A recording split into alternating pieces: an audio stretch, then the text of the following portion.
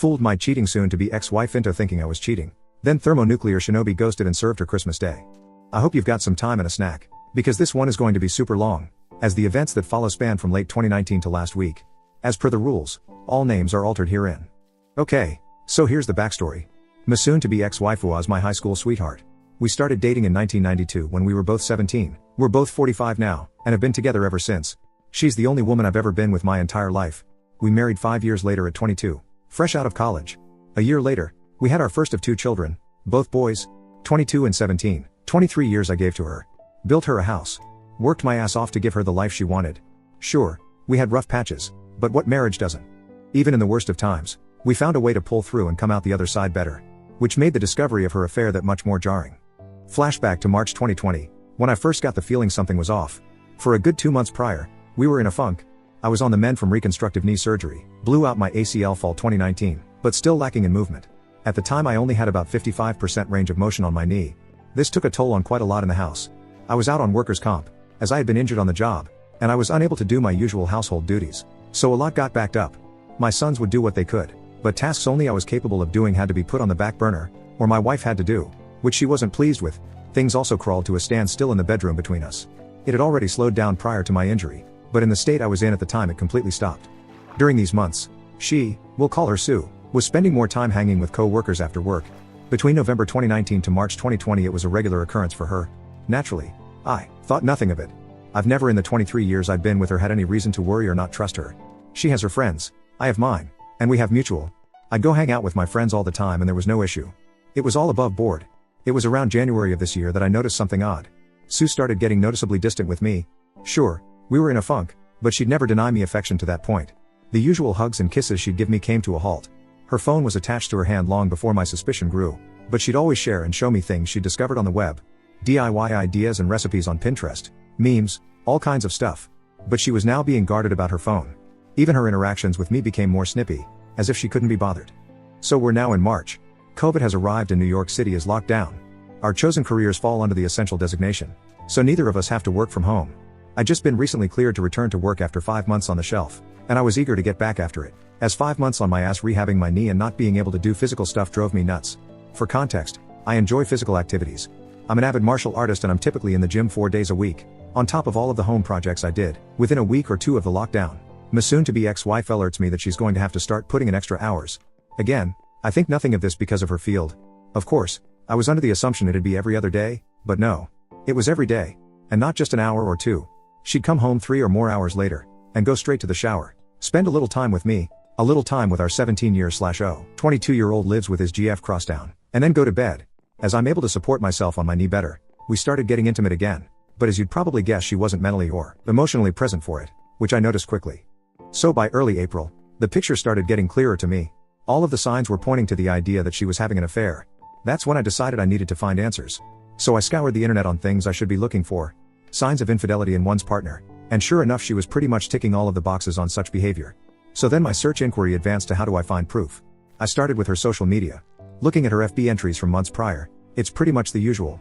Pics of us and our sons, pics with her and her friends, and more than a few pics of her nights out with co-workers. In these pics, it's a mixed bag of her closet's friends from work, and a couple folk I've never met from her work. But I see one recurring thing in a number of these pics. One guy, in every picture he's in, he's rather uncomfortably close to her. His arm is around her shoulder, or his hand on her lower back. Way too close for a guy I've never personally met. Needless to say, that put a sour taste in my mouth. But that wasn't the worst of it. No. The worst was the fact that apparently, this dude is a friend of hers on FB and followers her on IG. So I go to look up his FB account and wouldn't you know it, I'm blocked. Why the hell am I blocked from seeing this guy's FB account? But he's friends with her on FB. Yep. Now I'm in Batman detective mode. At that point, I wasn't even trying to deny it. I knew she was cheating on me with this guy. My mission was to find out for how long. And over the course of April and May, that's what I did. You know, I never had any clue the depth of info you could secure from phone, text and email records up until then. We have a family plan cell phone package, and I was able to pull up quite a bit of data. My STBXW's data history was telling. The 2 most frequent numbers she had interacted with from October 2019 to April 2020 was my own, and a number I'd never seen before. Take a wild guess whose number it was? A quick check on Google and I confirmed it was the dude from the photos who blocked me on FB. We'll call him Poss, cause that's what he is. Again, the picture becomes even clearer at this point. But a lot of their messages and texts were disjointed, which meant she was deleting a lot of them. I knew she was cheating on me with this guy, But nothing in the data could serve as a smoking gun. I needed more evidence. It's at this point that I tell my best friend Oz what I had found. He asked me did I confront her with what I had, and I said no because I felt like it wasn't enough. That's when he told me about an app that I could download to apparently spy on her communications in real time. I won't say the name as I don't know the rules on that here. I got it installed, sync up my data plan, and waited. Within days of doing so, I finally saw it. A text string between the two of them talking about how much fun they'd had the previous night, and making plans to do it again that weekend. Boom. Gut punch. To say I was completely devastating was an understatement. I guess that moment counts as my D-Day, and for the next 2 days after I was just broken. I actively distanced myself from her those 2 days immediately after D-Day, which she was noticeably shaking by. She'd try to console me and ask me what was wrong, but I'd brush it off and leave her presence. I couldn't even look at her. This woman, who I gave 23 years of my life to, who I have given everything I could and more to as a husband, and she stepped outside of our marriage for a guy just 5 years older than our eldest son. By the 3rd day, I wasn't even sad anymore. I was pissed. I contacted Oz to let him know my suspicion was confirmed, and he asked me had I confronted her yet. My answer was no, and I told him I wanted payback. I didn't want to just divorce her. I wanted to destroy her. I wanted to leave her life in shambles and effing ruin her. It was going to take time to do so, and I devised a plan. In my readings and research on infidelity, I had saw a quote that resonated with me that went the enemy of infidelity is unpredictability, or something to that ilk. That was going to be the basis of my plan. I was going to make her life hell on wheels, while also secretly planning my exit strategy.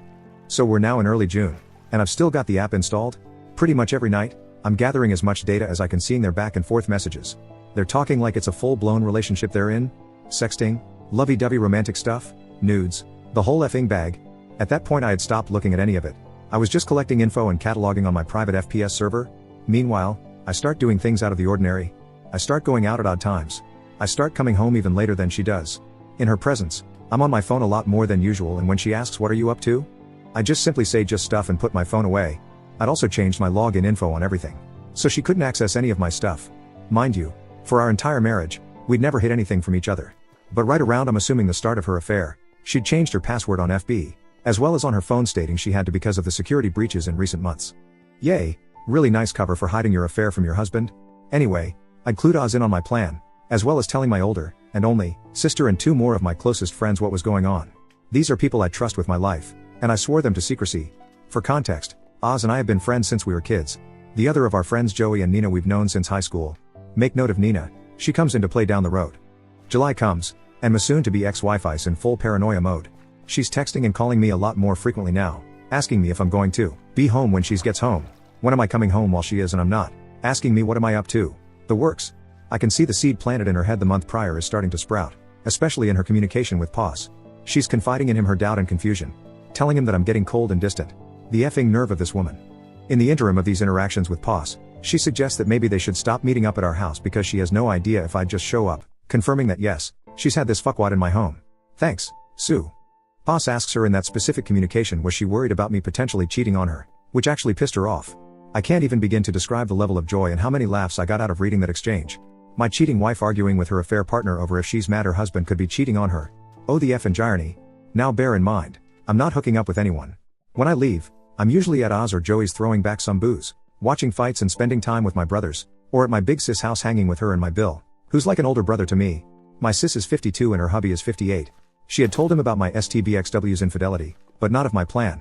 Couldn't risk it as he's a bit of a blabbermouth. We'll fast forward now to October. That's when things seriously pick up. I've been in my faux affair for 3 months now, and Sue is hyper aware of the fact that I'm actively pulling away from her. It's been as long as the day I enacted my plan until the day she confronted me, October 20th, 2020, that I'd even touched her. No hugs, no kisses, no initiation of intimacy. Nothing. Not like she needed it. She was still effing pose, just at his place or at motels. So that afternoon, she calls me at work, which wasn't rare before all this began, but certainly hadn't happened in a while, and asks me to come straight home after work, saying she had something important to tell me. I'm not gonna lie to you all, I half believed she was going to come clean about her infidelity, but she of course didn't. Instead, I get home to her asking me was I unhappy with her. The effing nerve. She cites the fact that I've been spending way too much time away from home. I don't show her affection anymore and her intimacy life has completely died. She tells me she's worried I'm pushing her away because I was resentful of how she treated me the months I was rehabbing my knee. And then came the punchline. She effing gasped if I was cheating on her. Folks, I fell out on the floor laughing hysterically. And when I say hysterically I mean Joker laughing gas hysterical. On the surface it looked like, to her assuming, it was me laughing off the notion of being unfaithful. But it was of course actually me laughing at the sheer irony of what was happening in front of my eyes. I'm tearing up, pounding on the floor in complete hysterics for a good 2 minutes before I compose myself enough to answer. I sit up and look her in the eyes for the first time in months, shaking my head. But I don't give her an answer. I stand up, brush myself off, kiss the top of her head and go about settling in for the night. Later that night, as I'm in my office, I decide, you know what? Given the brevity of what happened, I wanted to see what she was telling him. So I fire up the app and sure enough they're actually texting in real time. She tells Poss I know he's cheating on me. I asked him tonight and he literally laughed in my face. He fell on the floor and laughed for like 5 minutes. It wasn't 5 minutes obviously, he doesn't even care how I feel anymore. I don't know how or why, but he's gone. I know I've lost him. This is karma, I know it. The smile I had on my face reading that must have resembled a Cheshire cat. She was breaking. Poss attempted to console her, saying that if I cared enough for her, she wouldn't have had come to him to give her what I wasn't giving her, but the tone of her responses told me she was having doubt now. She had the nerve to step out of our marriage because I was unable to fulfill my role as a husband due to legitimate injury, and kept the affair going for at that point nearly an entire year, but the idea of her losing me to another woman was enough to make her waver? What a effing weakling. Now, during all of this I was also exacting the second part of my plan for payback, getting all of my affairs in order financially.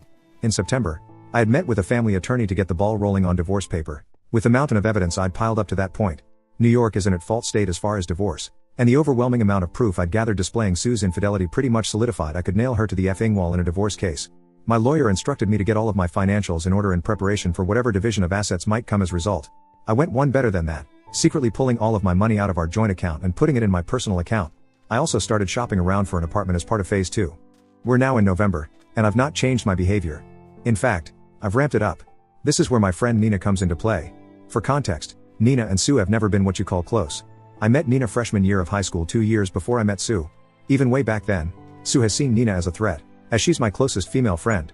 There's always been an implied I don't trust her from Sue regarding Nina. She's never addressed it directly, but it's obvious to anyone who pays attention. Conversely, Nina's never been a big fan of Sue. Early in me and Sue's relationship, Nina called to attention to me how Sue was pretty much imposing herself into our little square of friends, whereas I didn't do the same with Sue's set of friends. That irked Nina because she knew why Sue was doing it. Among Sue's circle even now, there are no male friends, aside from Poss. Whereas Nina is the only girl in my square. Nina had been stuck overseas due to the virus, and finally returned to NYC November 3rd. Oz, Joey and I decided we were going to celebrate her return with a night at Joey's house for dinner and drinks. There was only 5 of us: Oz, Joey, Joey's wife, who is also Nina's sister, Nina and myself. Sticking to CDC guidelines, we take the Rona very seriously. Nina, being the evil mastermind she is, comes up with an evil idea to trigger Sue. She suggested we take some photos in the same vein of the photos I discovered of Sue and Poss months prior, and post them to my FB. And that's just what we did. It wasn't until the 5th that Sue got wind of it, as I'm guessing a few friends noticed my updates and saw how uncomfortably close I was with Nina. This really fucked her mind up, because she still believed I was cheating, and I can almost guarantee she wanted to accuse Nina, but she knew that Nina had been stuck in Europe for the majority of the year. Still didn't stop her from attempting to dress me down that night for being so, as she said, handsy in the pics. I saw this as a golden opportunity to deliver the lead jab for my knockout blow. I say, so what about the pics with you and Poss from last year? He was pretty handsy in them. But did you see me get bent out of shape over it? Deer in headlights. It was the first time I even mentioned the dude's name throughout all of this. The hamster wheel in her head started reeling in real time as she tried to explain away those pics. To that point she hadn't even known I saw them. That's little I use FB. When I actually do post something it's like an event to people. Which is why the pics with Nina specifically got so much traction among our circles. And explain away she did. He's that way with everyone. He's just a really friendly guy. I can see how it looks, but there's nothing there. I'm sorry if those pics hurt you. I'll delete them. No, the pics aren't what hurt me. The year you've been effing dude whilst lying to me that you're working extra hours and hanging with friends is what hurt me. But vengeance, as Lieutenant Worf from Star Trek, TNG so famously said, is a dish best served cold. From that night, Sue was being extra specially clingy and attentive to me. Like, annoyingly so. She's tried to initiate affection and intimacy with me and I'd stonewall her at every chance. All the while, I'm still archiving everything she's saying to Poss. Mind you, by this point I'd long since gone numb. Any desire I might have had to save my marriage was dead. I'd checked out the day I enacted the first phase of my plan. She's confiding in him that I've gotten worse. That she doesn't know what to do. And she feels like I absolutely hate her. I do. Then comes the bombshell. She says she can't see him anymore. The guilt is too much for her. And she feels like karma is suffocating her. She can't risk losing me.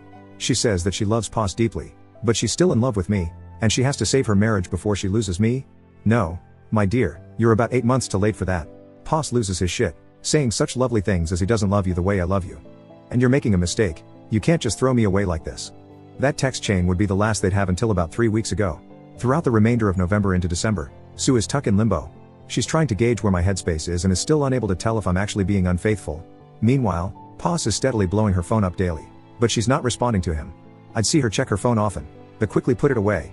Meanwhile, phase 2 of the plan was now officially complete. The divorce papers were done. I'd found me a studio apartment in Co-op City, New Yorkers will know the area, and signed a 2-year lease on it.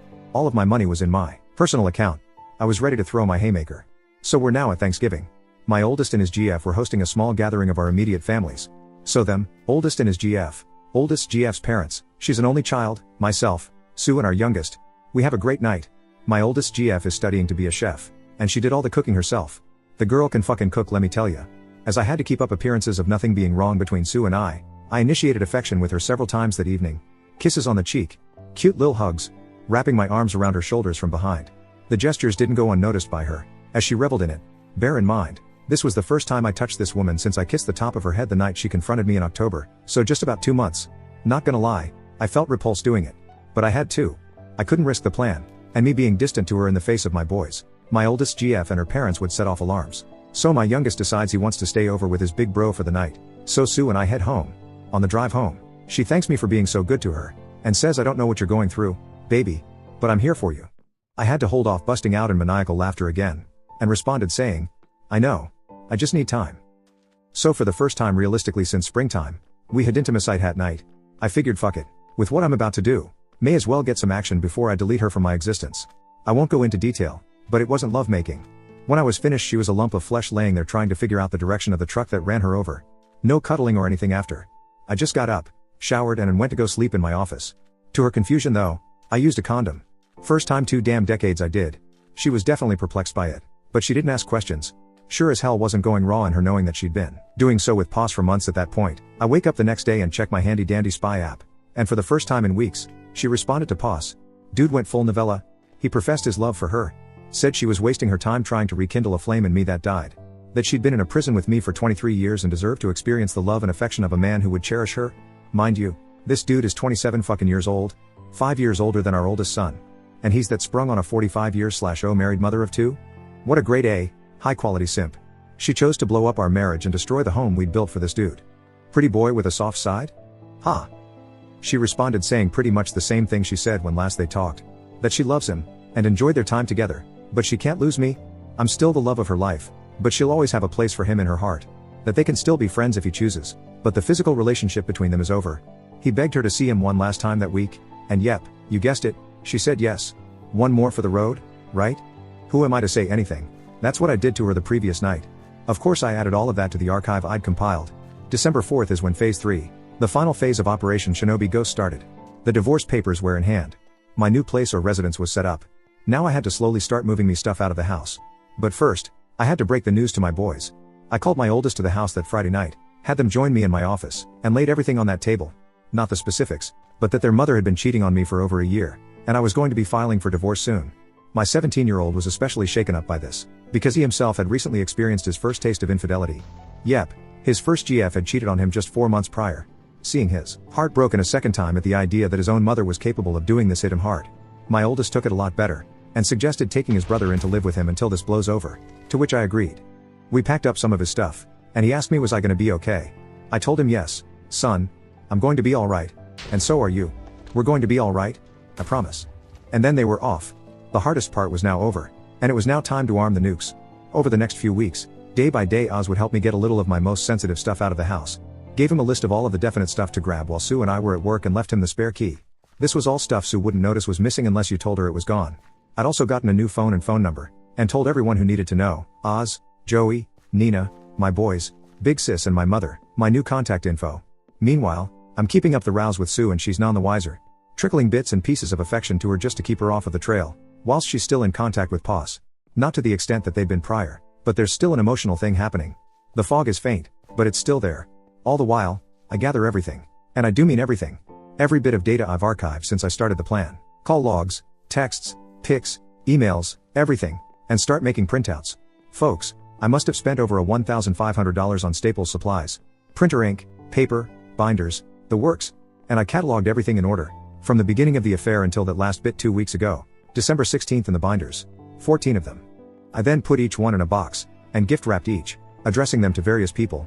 My mother, my father passed 7 years ago, her parents, her 2 sisters, her brother, her HR department. Did I forget to mention Pos works for the same company? And there's an expressed rule against inter-company relationships because of the nature of what she does. Several of her friends, Poss and Poss's parents, lugged all of those fuckers to the post office and shipped them all out December 16th. ETA for delivery, December 22-24th. Perfect. So we're now at Christmas Eve. Sue comes home around the usual time. No idea if she'd seen Poss. I'd stopped tracking her on the app the 18th. Figure I'd gotten all the mileage I needed from it.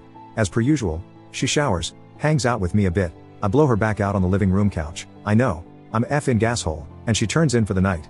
The final phase was upon me at long last. The nuke I'd been arming since June was finally about to launch. In the middle of the night, I woke up and wrapped up one of the 3 remaining binders, with the divorce papers taped to the inside cover, and set it on my side of the bed with a note that said Merry Christmas on it. Next to it I left my old phone, and the business card of my lawyer. I packed up the remainder of my most needed items, enough to fill 2 backpacks, and I left my home, that I spent 23 years in, for the last time. That, my friends, was 1 week ago. To Sue I am completely off the grid, gone, shadow ghosted. She's blocked on FB, but still hasn't blocked me for some reason. So I'm keeping tabs on the fallout. It's absolutely glorious. My packages have reached everyone I sent them out to, and Sue is getting crucified. Her youngest sister completely dressed her down. Both of her parents have condemned her. My mom absolutely destroyed her. Like holy shit, I know my mom has a mean streak, but the things she called Sue are unfucking holy. She's been frantically trying to find out if anyone knows where I am, but those that do, aren't saying a word. All over her FB feed she's desperately trying to reach me, because I'm guessing she knows I'm likely looking. But I'm not saying effing word to her without my lawyer present. That'll be the next time I share oxygen with her. She's got no way of spinning the narrative to paint me as the bad guy, because I've exposed her to everyone who matters to her. And from what a mutual friend who works in the same company as her, she and Poss apparently are being put on administrative leave as of tomorrow. So yay, chances are she'll be going into 2021 unemployed. As for the final 2 binders, well, one has been turned over to my lawyer as my final bit of evidence for my impending divorce, and the last one I put in my storage unit to be burned in Joey's fire pit when the divorce is final. Do I feel guilty about this? No. Not even in the slightest. 23 years I did right by this woman. I gave her the home she wanted. I gave her the family she wanted. I gave her the life I felt we both deserved. And I loved her unconditionally. Never have I faltered. Never have I strayed. Never have I even entertained the notion of breaking my vows. When an issue came up that I felt was affecting our marriage, I came to her and told her, and we sorted it out as best we could. She opted to find comfort in another man's bed. Rather than come to me and say she was unhappy with her intimacy life at the time, she decided to step out with a young punk who gave her the tingles. So no, I have no sympathy for what I did, or for her. She can burn in hell for all I care.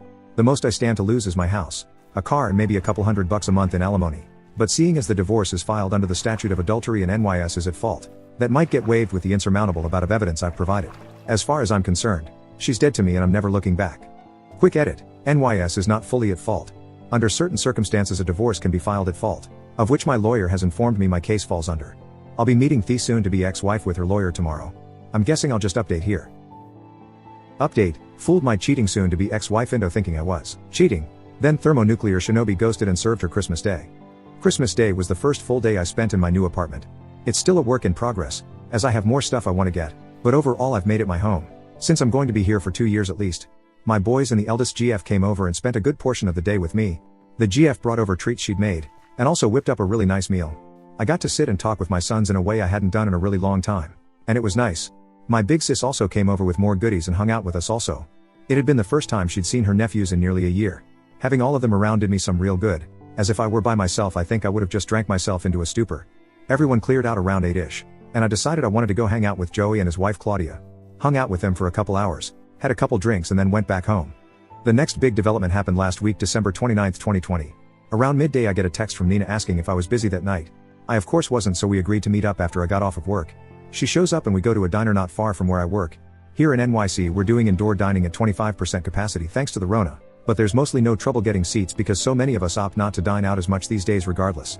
So after we're seated and order our food, Nina pretty much lays all of her cards on the table, and honestly, I knew this was coming. She basically confessed that she's like me all the way back since we were teenagers, but never got the chance to tell me since Sue swooped in and scooped me up before she could. For context, I've known Nina longer than Sue by 2 years. As I mentioned, she's been the fourth point of my social square of myself, Oz and Joey. We were the social outcasts in high school, the raver kids who didn't fit into all of the other cliques. Back then, Nina had a weight problem and was diabetic. She was the heavy-set goth chick who was super cool, but no guy would ever give a second glance at. But we always had chemistry. These days Nina is a personal trainer and yoga instructor. She was the ugly duckling who grew into one hell of a beautiful swan, if I must say.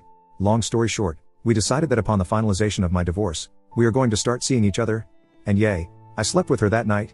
Took her back to my new pad and we had a grand old time. Am I ashamed of sleeping with her? Hell no. Nina's been a better friend to me than Sue ever was. That's not saying Sue wasn't my best friend. But through the near quarter of a century I've known Nina, she's always supported me. Even so much as I learned that day willingly taking a step back from her own feelings to allow me to pursue and eventually start a life with Sue. That resonated with me on a level I didn't think it would. That kind of selflessness towards another person is the definition of real love.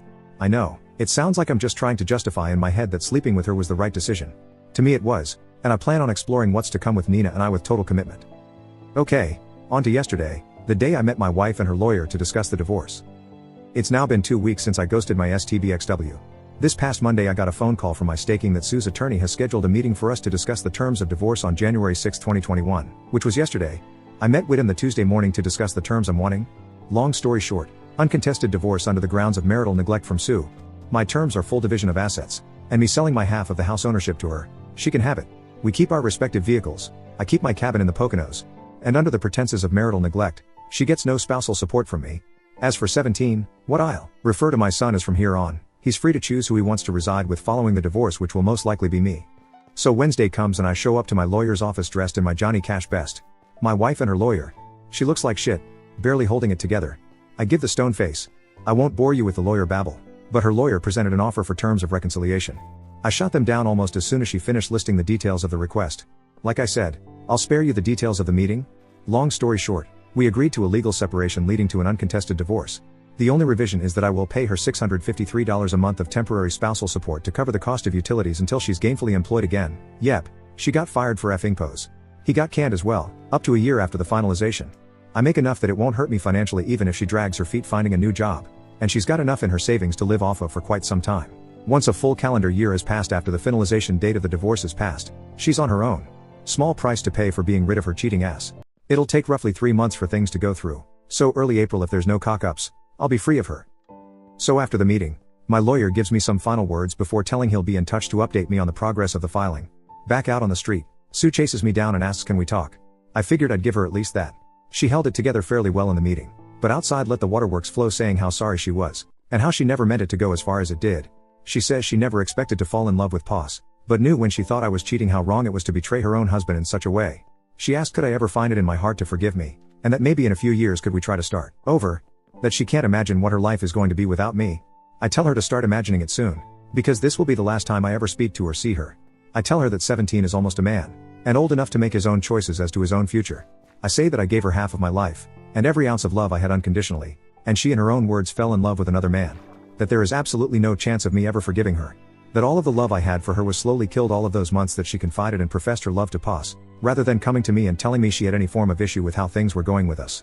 I told her I loved who she once was, but I hate who stands before me, and that if I never see her again it'll be too soon. We are on the sidewalk in Midtown Manhattan, her making a scene crying her eyes out. A couple folk walk by and give side glances, but at that point I didn't care. I wasn't about to publicly humiliate her. I pretty much already socially and professionally destroyed her, but I needed to get the last bit of emotion I had for her out. I finished my telling her I didn't regret the 23 years I spent being her husband. I regretted that in 23 years she decided the easy way out was the better option. And I have your lovely sons of bitches on Reddit to thank for this last one, because it popped in my head just seconds before I said it. For 23 years I thought she was mine, but it turned out it was just my turn. Put in my Raycons, turned around and walked the fuck away. Later that night, father calls me and apologizes. He praises me for always being a good man to his daughter, and tells me he's ashamed of her and that he raised her better than what she did. Not gonna lie, I'm going to miss the old man. My dad died years ago, so he's always been my default father figure since. But I can't see myself maintaining a relationship with anyone on her side of the family. After that call, I went on FB and symbolically changed my relationship status to divorced. Yay, it's not final yet, but in my eyes it's over and done. Like I said, when I make a post on FB it's an event, so plenty of folks started hitting me up over Messenger asking question. And I laid it all out that I filed for divorce with Sue earlier in the day. Of course Nina called me, shocked that I pulled the trigger so fast. Obviously I was already in the process of it when we spoke, but she had no way of knowing how far it was along. I asked her if she could come over, and of course she comes a-runnin'. We knocked boots again, but this time she stayed the night.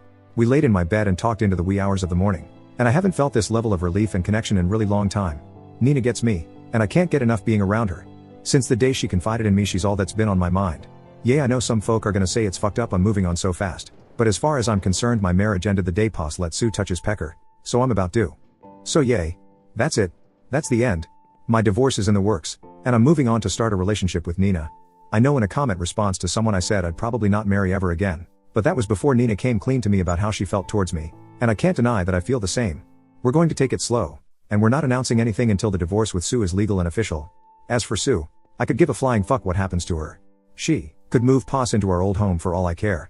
I'll be getting my money for the house over the course of 2021, 4 quarterly installments, and aside from the $653 I will pay out directly to her savings account monthly, I never have to see or speak to her again.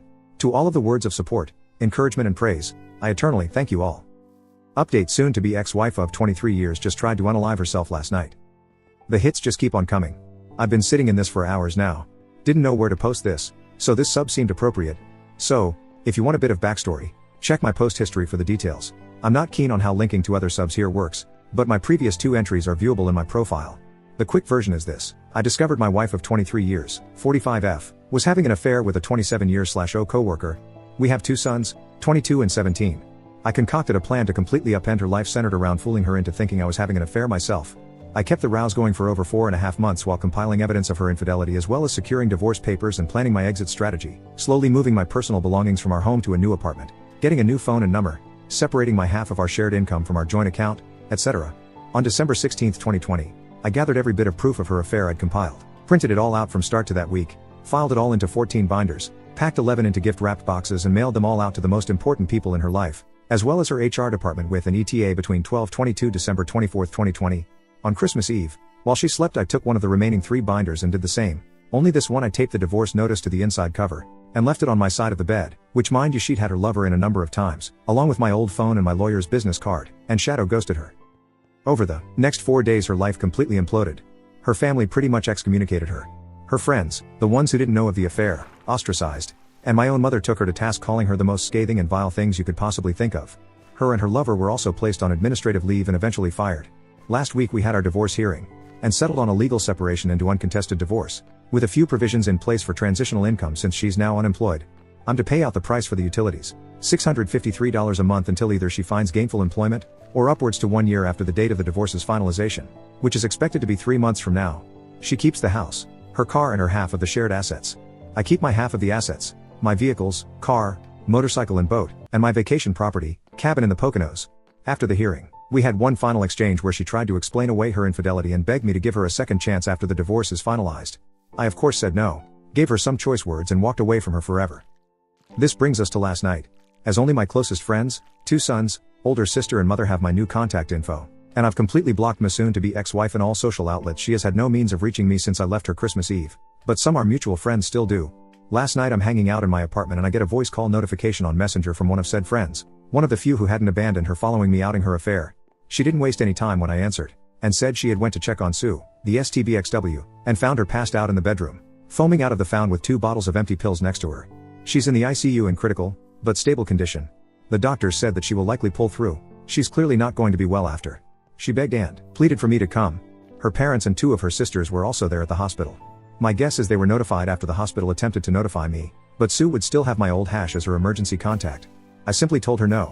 Sue's not my problem anymore, and she clearly decided she wanted to take the easy way out rather than deal with the shame and agony of the 23-year marriage she blew up.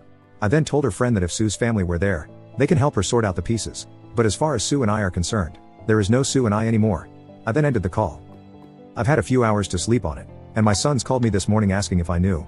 I told them yes, but I also let both of them know that if they want to be there and supportive of their mother, I will not hold it against them or judge them for it. She is their mother after all. But I myself wash my hands of her, and care little to nothing about what she does for or to herself anymore.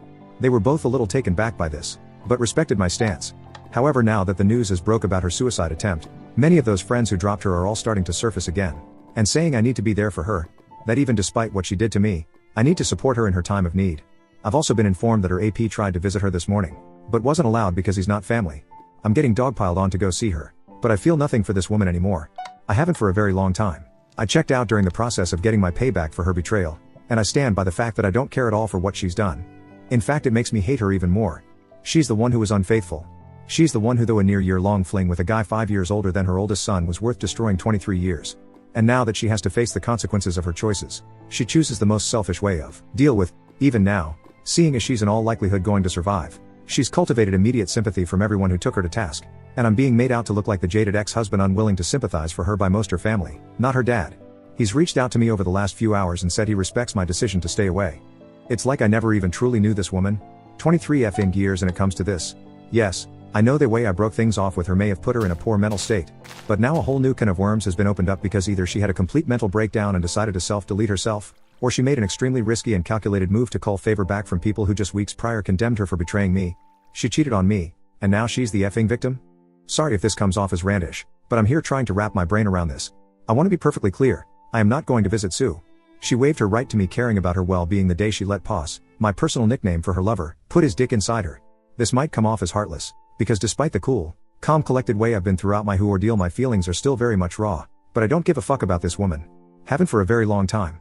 I'm aware I'm going to be vilified by a number of folk here. I don't much give a shit. Think of me however you want. If you were in my shoes you'd see her actions vastly different. Some of you folks are going to go look up my post history and see the story of what I did to her. And you're going to draw the conclusion that her suicide attempt was my fault. That me tormenting her for all of those months, fooling her into thinking I was cheating on her while she actively cheated on me, then destroying her socially and professionally as a result was the catalyst for her meltdown. Maybe it was. Maybe I am heartless sociopath.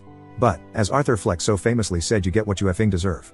I gave this woman half of my life and did absolutely everything to be the best possible husband she could ever have. By her own admission, I had no bearing in her decision to step outside of our marriage. She did it for her. Her selfishness knows no bounds, and I am glad to be rid of her. If it makes me the bad guy because I will not go see her and never plan on interacting with her ever again, so be it. I hold true to my damn convictions. She made the choice to betray me. She made the choice to put her needs above the needs of our marriage. So now it's my turn to choose to me over everything else. She can rot in the darkest pit of hell for all I care. Let everyone else help her fix her. My obligation to ever care about her well-being ended the day we signed the separation agreement. I just needed to get this off of my chest. If you're going to cast judgment on me for feeling how I feel, save it. Like I said above, after 23 years and 2 children, I never really knew this woman after all. I have no sympathy for her, and I never will. Let her effing rot. Quick update, I've been informed by Sue's dad that she's been moved from the ICU to the mental health wing. Doctors are still monitoring her mental state. She's conscious and cognitive again, but obviously lethargic. Her father told me she asked did I come to see her, and he said no and she shut down after. He respectfully said any further news he'll share only if I inquire, because he understands the headspace I'm in. Also, I've scheduled counseling for 17. The first consultation is this coming Monday. Update, aftermath of STBXW's unaliving attempt. I'm writing this here as a form of therapy. A way to get my thoughts out in a pragmatic way. Today, against everything I said in my previous posts and comments, I went to go see Sue. She's been out of the hospital 4 days now, and believe it or not it was Nina who convinced me I need to see her. She said the only way I'd let go of the contempt I feel for her is to see her one last time, in her weakened state. So around 6 p.m., I called her for the first time since I served her. Her hello wasn't the bright and bubbly hello I'd known for over 2 decades. Her voice was hoarse and weak. The moment she heard my voice she immediately began crying. Took almost 3 minutes for her to regain composure enough to talk again. Before she could say anything, I told her I was coming to see her within by 8 p.m., and she agreed. It's about an hour and a half from Co-op City, where my new apartment is, to my old home. So I grabbed a bite to eat from the local pizzeria and started on my way there. I got there about 7:47 p.m., and she was already at the door before I pulled into the driveway. As I came near, I could see the toll her actions had taken on her. She was noticeably thinner. The unhealthy kind of thin. As a whole, she looked like the Walking Dead. First thing she does is try to come in for a hug, and I stop her cold. She got the hint that I wasn't there to console her, and backed off immediately. We go inside and sit in the living room. Almost immediately Sue tells me she wants to come clean. About everything. She tells me she couldn't live with the guilt of what she did to me and the boys. From the day we signed the separation agreement, she went into a downward spiral of guilty and agony that led her to her suicide attempt. Her friend, the one that called me from the hospital, had noticed her behavior and started coming over to check in on her. She said the doctors told her had she not been found just an hour more, she would have succeeded. She admitted to failing me as a wife. That her falling for Poss was wrong, as was her choice not to pull back when she knew she was getting too deep. She also apologized for sharing the many intimate details of our marriage and speaking ill of me to him. That she never imagined herself being the kind of person who was capable of doing that, but she was. She said she believed in her head that she was doing the right thing, but ultimately when she thought I was cheating it all hit her like a ton of bricks. The feeling of betrayal was suffocating, and she had to get out of as soon as possible, but it was obviously too late by then. She then asked me at what point did I stop caring, to which I said the night she confronted me with the notion of me cheating with the fervor that did, knowing full well she'd been effing posed for months at that point. I lost all respect for her and it steeled my resolve to enact my plan. She told me that when she woke up Christmas morning and found the gift I left she was over the moon, until she opened it. That when she realized what it was, and how much I had known, she literally went mad, and hasn't set foot in our bedroom since. She was frantically trying to find if anyone knew where I was, but when she went on FB to ask, she started getting thrashed by friends and family about what she had done, but had no idea how everyone knew so fast. That's when I told her about the other binders. The look of shock on her face was priceless. It all dawned her that I did this to her. Everything she's gone through, Her friends turning on her, her family shaming her, and yes, even her losing her job was my doing. She just fell silent and shut down after that. I took the time to go use the bathroom then, and it was in shambles. The mirror was broken, her skincare products were all over the place, and the tub looked like it hadn't been cleaned since they took her to the hospital. When I came back out to the living room, she has her face in her hands weeping, and I can honestly say I felt nothing. No more anger, no more rage, and absolutely not a shred of pity. They say the opposite of love is indifference. Looking at her, that's all I felt. She looks up at me and says I fucked everything up. I ruined us, and I have no idea what to do. I can't do this by myself. I tell her, she's got her family, her friend who found her, and our sons. But she doesn't have me. She never will, ever again. I tell her I came to give her closure from the ordeal she just subjected herself to. But the moment I walk out that door, I'm never looking back. So the topic of pos comes up not long after. She tells me he reached out to her 2 days ago. They talked for a couple hours and it ended with her telling him he needs to move on with his life. Find a younger woman and forget she exists. The remainder of the convo was Sue apologizing for he betraying me and asking again, was this really the end? I look her dead in the eyes with no hesitation and say yes. It's been over long before I served the divorce notice on Christmas. I felt that was my cue to depart. No words were said, because what more could be said? I left her sitting on the couch, closed the door behind me, got in my car and drove home. It's 2:56 a.m. as I'm typing this. I needed to get this out while it's fresh in my head. This is it. The saga of Sue is done. 17 and I are both scheduled for counseling in the coming weeks. Nina and I are still going strong, and sticking to the plan of keeping things under wraps until my divorce is final. I'm staying active and motivated and looking forward to a future with a woman I know will cherish and honor me, because she's done so from the shadows for decades. It's time for me to focus on the life ahead of me, so this will probably be the last time I post for a while. Maybe I'll come back with an update when the divorce is official. To everyone who has sent me words of encouragement and well wishes, thank you. To all of those who praised me for my plan of revenge, I can honestly say I wish it never came to it, but if I had to go back and do it again I wouldn't change a single thing I did, aside from maybe doing more to Pos than just getting him fired. And to the one guy who harassed me saying I deserved it because I raped my wife, you're effing delusional and get fucked you tag nut. Hopping my green ass on out of here. Update, where things are going. Anyway, it's been just over 2 months to the day I served my wife divorce papers, and a month since my last update, which I said was likely going to be my final one, but a lot has gone down since that post. And seeing is coming back to this account and seeing hundreds of messages and responses still after my last post, I'll go ahead and let everyone know what's going on. But before all that, I sincerely have to say thank you again for all of the support and kindness that's been sent my way over my plight. I'm as thankful for all of the love I've gotten on Reddit as I am the love I've gotten from my family. So first I want to start with an aspect a lot of people have been concerned with. 17, my youngest son. Just days after my last post he began ICE. I went with him his first 2 sessions, and he's gone by himself for everyone one since. He goes 2 times a week, and it has drastically helped. For the most part he's doing fine, but I can say that his trust in relationships has been completely shattered. The lasting effects of his own experience with infidelity, coupled with his mother's actions of cheating and her attempted suicide, has left a pretty big scar that I think may take decades to heal. I come to find out his experience was even worse than he let on. He actually caught his ex-GF making out with a guy he thought was a friend, but it turned out was only getting buddy-buddy with him to get to her. He never told me this aspect of his breakup. My heart breaks for my son to have had to experience this at such a pivotal point of his formative years. You do all you can to protect your children, but then life goes ahead and says no. He's decided he's going to stick to IC for the long term, and I have told him if ever he needs to talk to me about anything, nothing is out of bounds. Next up there's my IC. It's safe to say if you've read the bulk of my entries I have a bit of an anger problem.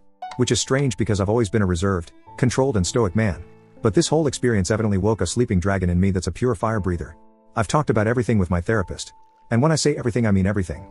When I explained to him the extent of what I did to my ex, he was both impressed and appalled. Not the reaction I was expecting. Apparently I display sociopathic tendencies when provoked, which doesn't surprise me at all given everything I did. My sessions are not so much dramatic, they're more so organizational. Unpacking all of the things going on in my head regarding the implosion of my marriage, and trying to find balance. Now for the elephant in the room, Nina. I have no idea where I'd be without this woman. Never did I ever expect to have such a caring, empathetic, nurturing woman by my side to carry me through all of this. We are still very much going strong, and try as we have to keep our ongoing relationship under wraps. It's pretty much out of the bag within our group. She just gets me. She always has since we were teens. And since she knows the pain of having the person you've invested your life into being with cheat on you as well, she does all she can to help me cope with my feelings. We split time between staying at her place and my own. The discussion has come up about moving in with each other, but her 5-year-old puts a kibosh on that idea. My place isn't big enough for 3 people, and I'm locked into my lease until 2022. So for now we'll keep splitting time between. When her daughter is away with her father, Nina's at my place. When she has her daughter, I'm at hers. Speaking of her daughter, I absolutely adore her and she's taken a shining to me. I wish I could find the words to truly put into perspective how important Nina has been to me through all of this. If you haven't taken the time to read my previous entries, Nina has secretly been in love with me since we were sophomore in high school. But she was an ugly duckling back then who thought she had no chance with me. She actively sat by and watched me chase after, date and marry my soon-to-be ex-wife Sue, knowing how she felt. Well over 25 years she held this secret until a week after I had my divorce hearing, where we met for food and she laid everything on the table. I consider myself lucky to have her in my life. We constantly talk about what the future holds between us. As we've both been burned by marriage, we're definitely not going that route, but we have discussed a civil union. We'll probably wait a little while before going that route, but it's pretty much decided between the two of us that we are it for each other. Last but not least, the soon-to-be ex-wife Sue. What I have to tell everyone about here is that, well, there's nothing to tell you. After the final time I spoke to her after her attempted suicide, I've gone 100% NC with. I have no idea how or what she's doing, and I don't care to ever know. As far as I'm concerned, she's dead to me. That's really about it for the most part. Life goes on. It's March 2nd as of me typing this, so there's just one more month to go regarding the filing going through. By this time next month, I'll be a free man officially. And I'm counting down the days I can finally and truly begin the next chapter of my life. Edit, to clear something up, I made a mistake with my statement about being clinically diagnosed as a sociopath. I assumed because my therapist said I display sociopathic tendencies when provoked that it was a clinical diagnosis. It wasn't. It was just his professional observation. Also, my oldest son 22 has no true intent to do harm to Pos. He said what he said out of anger. Update, the end and farewell. On April 13th, just 1 month ago, Sue officially became my ex-wife. I was initially told by my lawyer that it would go through on the 18th, but due in part to things here in NYC starting to open up with the lowering of COVID cases, it was pushed through a few days earlier. My lawyer Jeff gave me a call on April 12th and asked me to come see him the following day. When I did, he handed me the finalization notice and shook my hand. I couldn't just leave it at that, so I went in and gave him a hug and thanked him for all he'd done for me. On my way home, all I could do was just replay mental movies of everything. The last 24 years of my life. All of the memories. All of the history. When I stepped into my apartment it finally happened. I hit the floor and all the emotion that has been compressed in me came pouring out. I haven't cried like that in ages. But it wasn't a sad cry. Not by any means. My soul felt like it had been set free after being held in the deepest, darkest abyss. The phone call I made that night was to 22. I kept it short and sweet, saying that it's finalized and his mother and I are no longer married as to that day. He asked how I felt. I'm sure he could tell in my voice I'd been crying, and I told him I was fine. 17 got on the phone next and we spoke for nearly 90 minutes. 22 and his fiancée have been doing a great job looking after him. And he's still, like myself, going to therapy. I won't go into detail about what we spoke of, but I will say there's still a lot of work to be done specifically with his view of relationship. Nina came to see me later that night as she always does, and obviously I gave her the news. She just wrapped her arms around my waist and held tight as yes. I cried again. Once I was able to compose myself again, Nina told me no matter what, she will never betray me and loves me with all her heart. And I know every word of it is true. I might catch some flack for saying this as I don't regret the life I built with Sue. And despite all she did give me 2 strong sons, but it's clear to me now I picked the wrong woman. Nina in the last 4.5 months has given so much and asked nothing in return. All she asks of me is to be there for her. I don't want to drone on about her for too long, but she truly is my hero. There's also some other interesting events that came to pass following the divorce finalization. Case in point, Pos actually reached out to me. Yes, he actually sent me a message here on Reddit. Turns out he saw the story when it blew up on YouTube, and immediately recognized that it. Before anyone asks, no, I will not be revealing what his Reddit username is. I think I've made the kids suffer enough. The first thing he did was apologize for his hand in all of this. He gave me a rundown of what the results of the binder I sent his mother did. Essentially, he's been excommunicated from his family. His mother, as I learned when I was planning out my payback, is a devout Catholic woman. The in church 3 days a week nomini patri spiritus sancti type of devout. So her views on marriage are sacred. And learning that her son just broke up a marriage that was almost a quarter-century long sent her into a rage. She kicked him out that very day, and within the week when his employer got the binder I sent to them, he was fired as well. He's been couch hopping and trying to find a new job ever since. He claimed he wanted to reach out to me on social media, all of the places he blocked me when he was effing Sue, but admits he was afraid because in his word if I was able to find him before, I could find him again. I admit I could have went all in on destroying this kid, but I didn't. I asked him when was the last time he saw Sue, and he said he hadn't seen her in months. The last time he had talked to her, Sue told him to forget about her and move on with his life. Which I recall Sue saying the last time I had spoke to her, so at the very least she wasn't lying about that. I asked a few more questions and the kid was surprisingly forthcoming. I guess he was looking for some kind of penance for the chaos he'd brought upon himself. A lot of what he said mirrored info I'd gleaned from text documentation I gathered. I didn't do much responding. I just asked and he answered. Convo went on for 20 or so minutes before he said again how sorry he was. And that's when I hit him with this. Copy/paste from the convo. You're a 27 years / man who has to live the rest of your life knowing that your own mother now loathes you for breaking up a marriage that was almost as long as how long you've been breathing. I know you've messaged me because karma is eating at you, but I won't give you closer. When I was 27 I was building a legacy. Right now you're a homeless, jobless homewrecker. If you're smart you'll learn from this lesson. If you're not you'll stay a fuck up until you're my age, assuming you make it that far. I'd wish you luck, but you don't need luck, You need to get your shit in order. With that, I ended the convo and blocked him. Not the kind of closure he was looking for obviously. And I could have been a lot more hostile. But I think those words will haunt him enough as is. The next major event is that as of May 4th, 2021, Nina is now Nina_defrog. Over the last 2 months, we have had long discussion as to where we want things to go between us. Nina made it abundantly clear that she has no intentions of ever being with anyone else but me, and she wants my namesake. She wants to be my wife, and wants me to adopt her daughter, we'll call her Anna, as my own. As I've made mention of in the past, I adore this kid. She's 6 now, birthday was last month, and she idolizes me. I'm the first father figure she's had since her bio dad pretty much cut out on them when she was 4. And Nina's made a practice of not introducing any man she's been involved with since her divorce in Anna's life unless they had staying power. Needless to say I have staying power, and experience raising children. And speaking of, Anna and 17 are like 2 peas in a pod. The big bro/lil sis dynamic between them in both stunning and adorable. 17's really clung on to Anna and her revels in it. Had to talk to my therapist about it, and he said it's definitely a good sign. 17 sees innocence he wants to protect in Anna even though his innocence has been shattered. So, we decided last Monday to go to City Hall and pull the trigger. Took 24 hours to get the marriage license, and the reveal was the most uneventful reveal ever conceived. Oz made mention as if no one didn't see this coming, and Big Sis said now placing bets on when the now expecting post goes up. We thought we were keeping our relationship under wraps all these months, but pretty much everyone figured it out already. So yay, that was kinda hilarious. Some people are going to say it was too soon. And yes, I said in past comment responses that I'm never getting married again, but that was all before the true dynamic between Nina and I manifested. This woman has professed her undying, unconditional love for me. She has laid in my arms and cried saying how happy she is, and how she never in a million years imagined she'd ever have the chance to be with me. She's gone in painstaking detail about how she's felt about me the past 25 years, and how even while she was married she lamented the notion that Sue won. And I honestly had no idea how deep that rabbit hole went. She even went as far as saying there were times where she herself had thoughts of having an affair with me popped into her head, but she could never be that kind of person. And even so, through all of the years I've known her she has given me so much and asked so little in return. Even the woman I married and had 2 children with has never shown the amount of love to me that Nina has. I'd be a fool not to give her my name. So now, she has it. And we're in the early stages of paperwork for me adopting Anna. And finally, there's Sue. I've not spoken to her since the last time I visited our marital home, which is going on 4 months ago. But mutual friends, the ones that are left, do send me updates from time to time. Through one of those friends, a realtor, I know that she sold the house and he gave her a job as a clerical assistant in his firm, and in doing so waived the assisted payments I had to fork over as a result of her unemployment. She now lives in a small apartment close by his office, which he also helped set her up in. She's functioning, but a shell of the woman she was. She's barely gained weight and keeps to herself. She comes in, does her work and doesn't socialize with anyone but him. Likely because her socializing with people from work is where this whole thing started. Last update I got on her was at the end of March, where I thanked him for looking out for her, but told him I don't need any more updates. She's no longer my problem. I'm almost certain she knows about Nina and I, as some of those surviving mutual friends have commented about us. As 17 is a year away from being a legal adult, I have no reason to ever speak to her again. And I won't. And that's that. My journey of betrayal, revenge, attempted suicide and mental agony is over. I'll field questions and perhaps a few comments, but ultimately after this, I'm fading back into the swamp to live with my new frog wife and her little tadpole. Sincerely, to the literal thousands of people who have given me advice, well wishes and praise through all of this. Thank you. Being able to share my story and help others going through the ordeal of infidelity has humbled and blessed me. To the new friends I've actually made here on Reddit, I love you all. Never would I ever have guessed I'd find such wonderful people in a place where admittedly not so wonderful things can be said. Keep it green and keep it classy, Reddit.